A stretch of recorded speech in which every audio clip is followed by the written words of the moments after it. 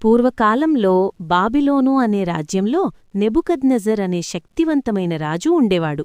యెరూషలేమును జయించి అక్కడి తెలివైన యువకులను తన రాజభవనానికి తీసుకెళ్లాడు. వారిలో ఒకడు దానియేలు. దానియేలు చిన్నవాడే అయినా దేవునిపై అతనికి గాఢమైన విశ్వాసం. రాజు ఇచ్చిన ఆహారం తినమని ఆజ్ఞ వచ్చినా అది దేవుని నియమాలకు విరుద్ధమని భావించి తినలేదు.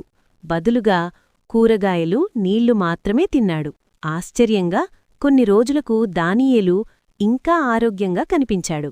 దేవుడు అతనికి జ్ఞానం, కళల అర్థం చెప్పే వరం ఇచ్చాడు. రాజు కల.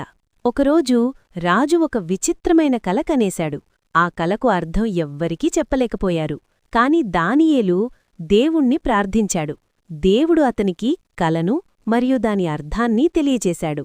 రాజు ఆశ్చర్యపోయి, నిజమైన దేవుడు మీ దేవుడే అని చెప్పాడు. సింహాల గుహలో దానియేలు. కొంతకాలం తర్వాత మరొక రాజు దర్యావేలు కాలంలో కొన్ని అసూయపడ్డ అధికారులు దానియేలును ఇరికించాలనుకున్నారు. రాజును తప్ప మరెవరినీ ప్రార్థిస్తే సింహాల గుహలో వెయ్యాలి అని చట్టం పెట్టించారు.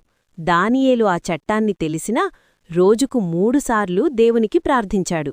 అతన్ని సింహాల గుహలో వేసేశారు. రాత్రంతా నిద్రపోలేదు. మరుసట్రోజు ఉదయం రాజు పరుగెత్తుకుంటూ వచ్చి, దానియేలూ, నీ దేవుడు నిన్ను రక్షించాడా అనడిగాడు. లోపల్నించి శబ్దం వచ్చింది. మహారాజా, దేవుడు తన దూతను పంపి సింహాల నోళ్లను మూయించాడు. దానియేలు క్షేమంగా బయటకు వచ్చాడు. సింహం కామన్ ఎక్స్‌ప్రెస్ సింహం.